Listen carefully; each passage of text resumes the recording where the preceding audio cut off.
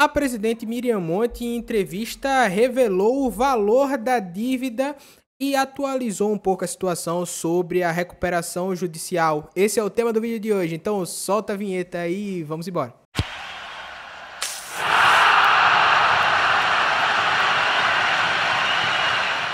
E aí, galera do Papo de Azulino, fala meu povo, fala meu time, mais um vídeo aqui no canal, mais um programa. E no programa de hoje a gente vai trazer uma entrevista, né, da presidente Miriam Monte. Ela deu uma entrevista à rádio Pajuçara e ela falou de maneira mais objetiva sobre a dívida do CSA, né? Algo que eu acho que todo torcedor tem essa dúvida e a gente tinha que trazer aqui para vocês.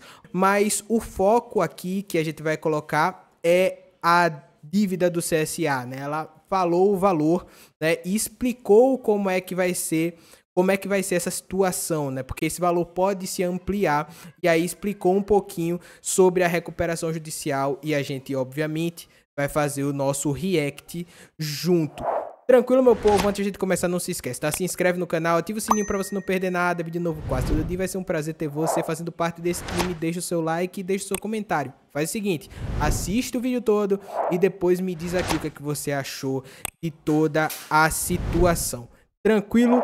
Tamo junto e vamos embora para o react. A gente vai acompanhando as notícias, né? Pipocando. Ah, tem jogador processando o CSA. É outro contrato que tá indo pra recuperação judicial. Qual é a dívida do CSA hoje, num geral? E quais são os próximos passos para que o clube livre-se dela e cumpra essa recuperação? A dívida do CSA, como eu falei, lá em 2022 para 2023, quando o ano terminou e que eu recebi a planilha lá da contabilidade, o CSA tinha uma dívida de 10 milhões. Então, quando a gente ajuizou, isso é uma dívida já com os débitos vencidos mesmo, de 10 milhões. Esses 10 milhões, eles podem se ampliar, porque aí existem essas ações trabalhistas que estão correndo. Então, se houver, por exemplo, a condenação cheia, aí o clube foi condenado em 1 milhão aqui, então já vai sair de 10 para 11. Mas também pode não ser condenado em 1 milhão, pode ser condenado em mais de 200 mil. E assim, a gente tem uma... Pode ganhar também a causa, né? Então tem toda essa questão aí, é bom ela explicar isso para o torcedor, porque muitas vezes também acontece, a jogador tal colocou na justiça. Sim, colocou na justiça. A justiça que vai definir, né? Pode ser resolvido por meio de acordo, ou se for decidir judicialmente, quem é que garante que o CSA não está com a razão e não vai ganhar a causa, né? Já aconteceu, inclusive. Então é sempre bom, né, a presidente estar falando nesse sentido, né? Explicando melhor sobre isso. Projeção que pode chegar a 20 milhões, mas não acredito que chegue nisso não, até porque, como eu falo, hoje o jurídico do clube, se tem um setor que dá gosto de ver, sério, e não é porque eu sou da área jurídica, todo mundo sabe que eu sou da Justiça Federal há 20 anos, já fui delegada de polícia, minha área é o direito. Meu ganha-pão mesmo é o direito. Mas se tem que dá orgulho é o nosso departamento jurídico, né? Nosso diretor jurídico é o doutor Marcelo Brabo, que é um dos maiores advogados de Alagoas e do Brasil. Então, tudo que acontece, qualquer situação, chegou no clube uma situação delicada, um contrato que precisa ser analisado, o primeiro lugar que eu mando é para o grupo do jurídico. E nesse grupo a gente vai ter quem? O doutor Marcelo Brabo, que está ali como que faz todo o planejamento, a supervisão do trabalho, o acompanhamento realmente e o direcionamento das atividades jurídicas. Mas dentro do clube a gente tem o doutor Bruno Alves, o doutor Carlos Biana, que são especialistas em direito. O doutor Bruno Alves foi o que a gente trouxe aqui, eu acho que foi na semana passada. É um vídeo sobre ele falando um pouquinho dessa questão dos processos. Trabalho.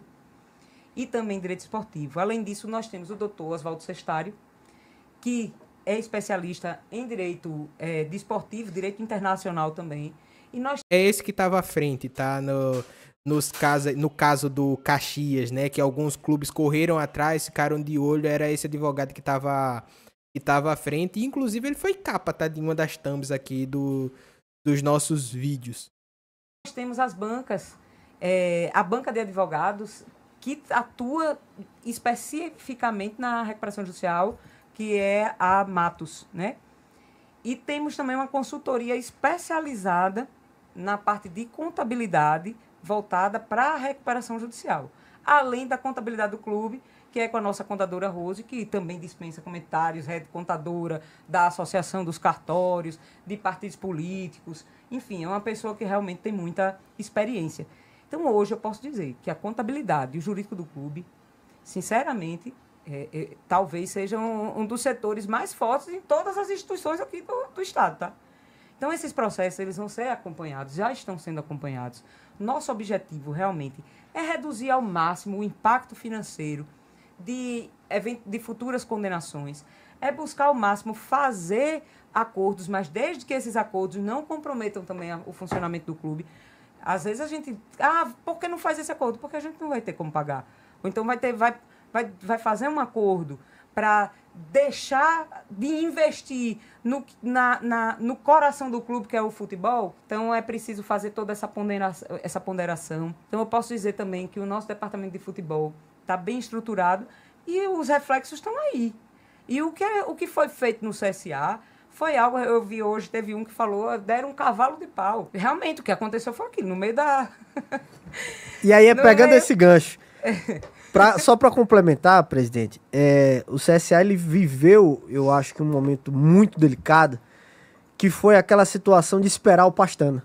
E depois, o time de fato só engrenou quando houve aquelas 8 dispensas. Sim, sim. Queria que você contextualizasse como é que foi aquele momento de esperar o Pastana, de decidir pela chegada do Lessa. É tudo muito rápido. Né? De uma semana para outra, você tem que tomar decisões que podem ser decisões assim, irreversíveis. Então, não é simples.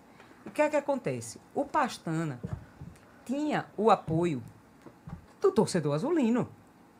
O Pastana teve uma passagem aqui de muito êxito. Quando ele esteve aqui, foi em 2019? Não, foi 2020. 2021, né? Ele teve ele tinha um contrato também, quando eu assumi o clube, ele tinha o contrato de fazer aquela consultoria durante 60 dias. Ele já estava desenvolvendo aquele trabalho. Né? Quando eu realmente assumi ali, ele já tinha uma lista com 15 dispensas, com 8 nomes que foram trazidos. E aí eu já olhei e disse, não, senti segurança no planejamento que ele estava fazendo.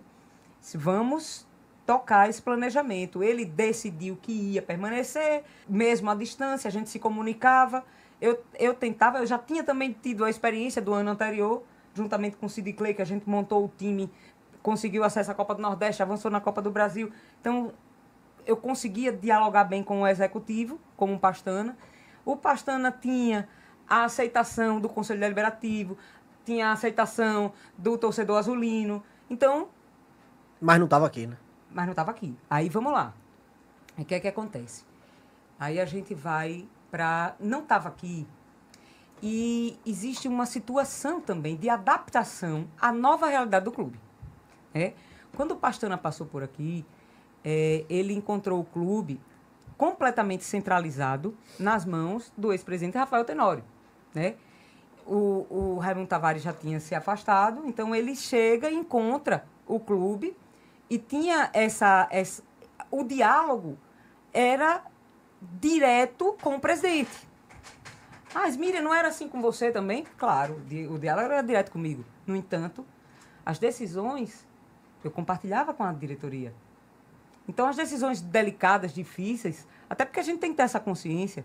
O Centro Esportivo Alagoano não é da Miriam, não é do Elcio, não é do Rodas, não é do Brabo, é de todo mundo. Todo mundo tem que ter aqui essa consciência de que precisa tomar a melhor decisão para proteger o patrimônio de todos. Só pegando esse gancho do que ela falou aí, nem ia estar na pauta, tá? A história do Pastana, mas como ela tá explicando tão bem, eu acho que a gente tem que colocar aqui também no debate. Quando a gente diz que o presidente ele não precisa necessariamente entender muito de futebol, como o ex-presidente, né, também falou várias vezes que não conhecia. E o que é que você faz quando você não conhece? Você traz pessoas que entendam mais do que você. Isso não é novidade para ninguém. Isso acontece em várias empresas. No futebol, o Fortaleza, né, o presidente do Fortaleza já falou isso várias vezes. Se você traz alguém para tomar conta do futebol e você sabe mais do que ele, era melhor que você não trouxesse. Você tá trazendo alguém, você tá colocando alguém ali que, em tese, vai tomar conta daquele negócio pra você. Então, quando ela fala que, sim, o Pastana tinha um contato direto com ela, mas também tinha ali um diretor de futebol na época, né, que era o Luciano Lessa, ela não poderia tirar o Luciano da equação. É mais ou menos isso que ela tá explicando. Então, o que é que eu fazia? Estava sempre consultando, conversando, não, vamos submeter ao jurídico, vamos fazer isso. Então, esse formato certamente não era o formato com o qual ele estava acostumado a trabalhar. E aí a gente teria, se tivesse realmente continuado, nós teríamos grandes dificuldades nessa comunicação e nesse desenvolvimento desse trabalho. Eu não tenho dúvida disso. Porque o Pastana, e a gente já falou isso em outros vídeos, né? Ele toma conta realmente do futebol. Nesse ínterim, o que acontece? A gente vai para o jogo contra o Ipiranga e aí perde de 3-0. Naquele momento estava o Pastana. Eu também, de forma muito intuitiva, foi como vocês aqui lembraram, a gente não tinha como fazer uma reformulação, porque estava dando sequência ali, Copa Alagoas, depois brigando ali pela Copa do Brasil. Aí, uma semana depois, a gente já estava na Série C. Então, não teve como fazer esse planejamento para o campeonato da Série C. Não teve em tempo adequado, hábil. Mas aí, quando a gente vai para o jogo do Ipiranga, e aí perde de 3-0, naquele momento, eu já estava escutando várias sugestões para que eu conversasse com o Luciano Lessa. E aí eu comecei a conversar com ele e disse, venha para dentro do clube, venha fazer parte da diretoria. E ele aceitou de pronto. E aí ele já tinha uma relação anterior, desde 2013, com o Christian. Então, quando ele chegou, ele já começou a ter esse diálogo muito próximo com o Christian. Acredito, sim, que isso gerou um certo desconforto, tá? E ali foi um momento conflituoso no futebol. E aí, na sequência, e aí depois a gente vem para o fatídico 5-0. O Atlético. Né? Isso. Pronto, aí ali foi a bomba, bum. Foi a Ferroviária e o Atlético. Ali, desde o Ipiranga... O que aconteceu ali, presidente? O que é que explica aqui? Ali, será que Freud explica? Ali, sinceramente, aquilo ali foi um apagão. Eu, no outro dia, eu fui no vestiário, pedi para conversar com os jogadores, né, quando eles se reapresentaram, e eu perguntei para eles o que tinha acontecido. Que apagão foi aquele? E ali, naquele momento, eu desabafei.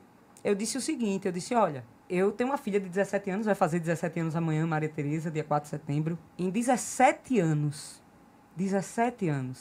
foi o pior Dia das Mães da minha vida. Eu me senti humilhada, eu me senti traída, eu me senti sacaneada, usada, abandonada. Tudo que vocês puderem imaginar foi como eu me senti.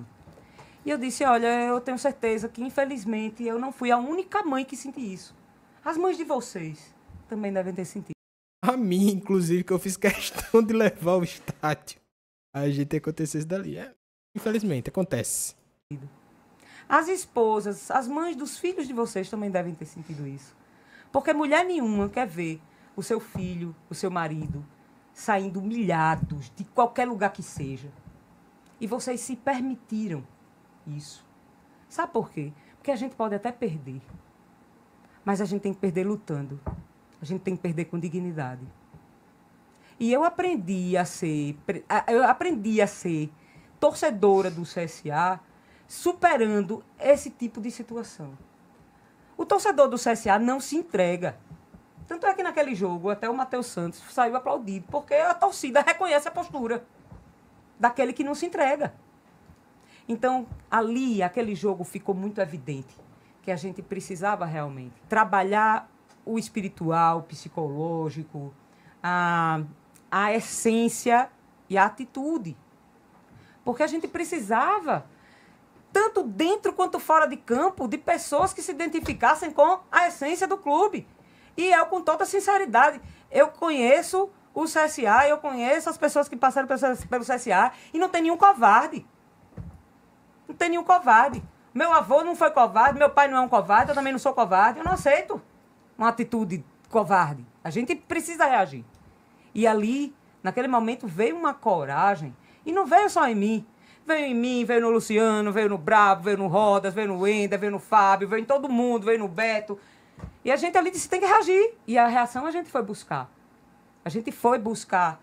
Nós trouxemos uma psicóloga para o clube.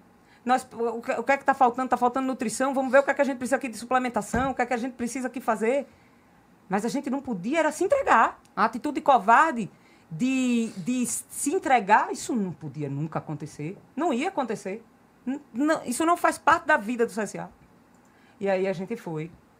E devagarzinho, foi encontrando a fórmula, né?